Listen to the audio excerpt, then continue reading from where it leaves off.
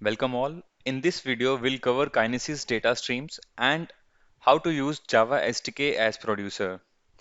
After data is written into the Kinesis data stream, then we'll use Kinesis data analytics to perform some analytics on the data. So let's get started. What is Amazon Kinesis? Kinesis is a service offered by AWS for developing stream processing applications. Like every other stream processing application, Kinesis has number of producers that constantly send data to the Kinesis. Producers can be mobile devices, IoT devices, or servers sending log data.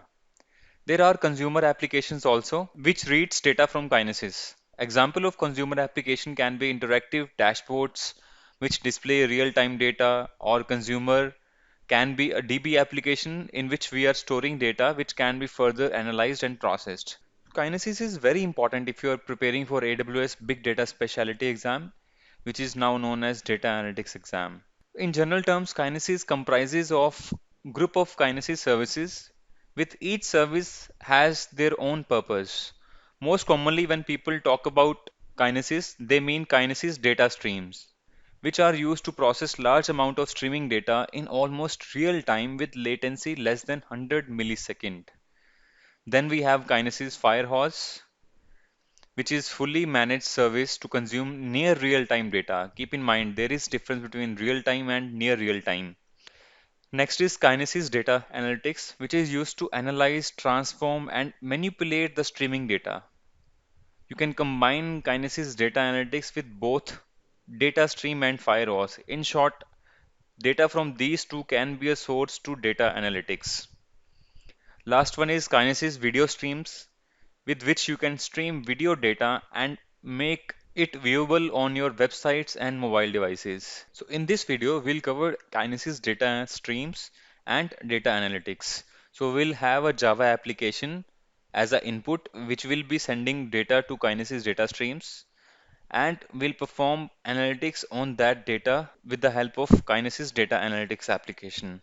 That data can be used as an output to different applications. Let's start by looking at Kinesis data streams. We have already seen that at high level we have producers which puts data into the stream, and this stream data is read by the consumers. So once data is added into the data streams, it is immutable and it can only be appended. It cannot be removed or updated. So inside Kinesis data streams, there are one or more shards which you can see in this diagram. These shards determine the capacity of the stream to receive data and capacity of the data to be read by the consumer. You can add as many shards as you want for your streams. So by default, there is a soft limit of 500 shards, which you can increase by raising a AWS support ticket. Keep in mind that increasing the shard will definitely increase your billing. So you are charged as $0.015 per shard per hour. So inside the shards, there are records, which is the underlying data unit that is added by the producers and read by the consumer. So the max size of record is 1 MB. So this record is a binary data which can be a JSON, CSV or any other type. So you can see here a record is made up of three things. First is partition key, second is sequence number, and then the third one is data blob. You can see that a shard can have multiple records. For example, record 1, 2, 3 up to n. A partition key is used to group number of records. Same partition key means data will come into the same shard. So when an application puts data into a stream, it must specify a partition key. Just keep in mind this because when we are developing a Java application, we have to set the partition key for every record.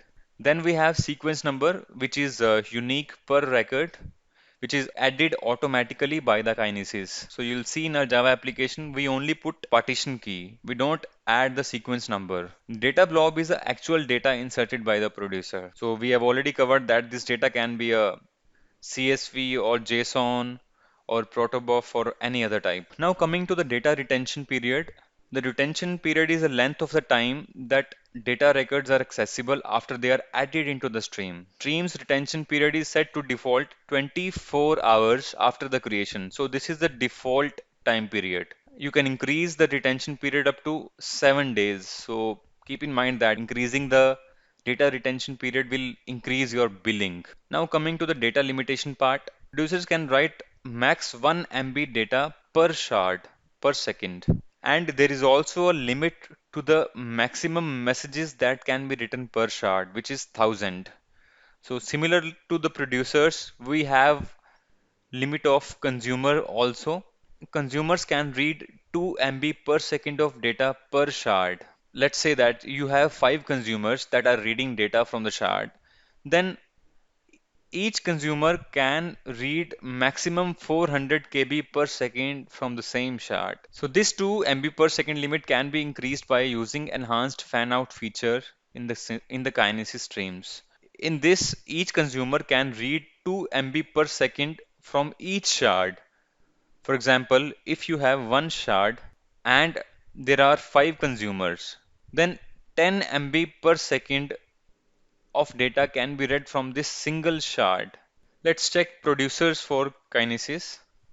For sending data to the data streams, we can use SDK, which is available in many languages such as Java, .NET, Python, and many other. So in our demo, we will implement producers with Java SDK. We have famous put record and put records method which can be used to send data to Kinesis streams. So with put records, we can use batching, hence multiple records can be sent over one HTTP call.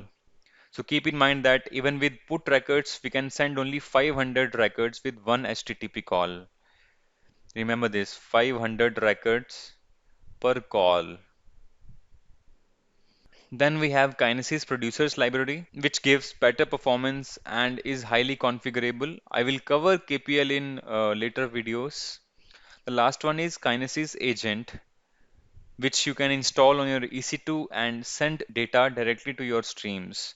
So this Kinesis agent is a standalone Java software application that continuously monitors a set of files and sends new data to your stream. For now, this is supported for Linux platform from your EC2. Similar to producers, we have consumers also, which read data from the Kinesis streams. In consumers, we have SDK, Kinesis client library. Then we can use Firehose as our consumer to Kinesis data streams. Then Lambda can also be used as consumer with data stream. So I'll cover consumers in separate videos. Let's cover some theory about Kinesis data analytics also.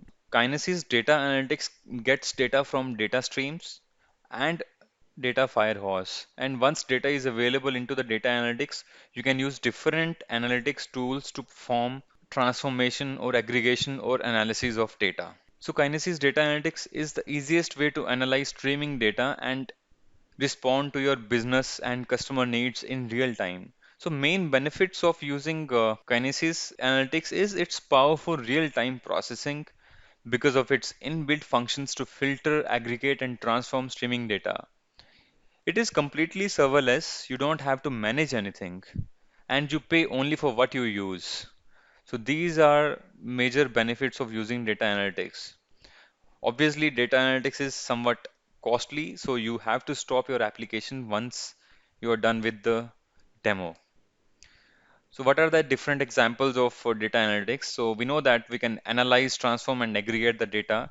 Examples of data analysis could be, finding the most popular product over a period of time, then creating a recommendation engine using that analysis. Transformation could be converting your unstructured logs to JSON or CSV or parsing some data with regex.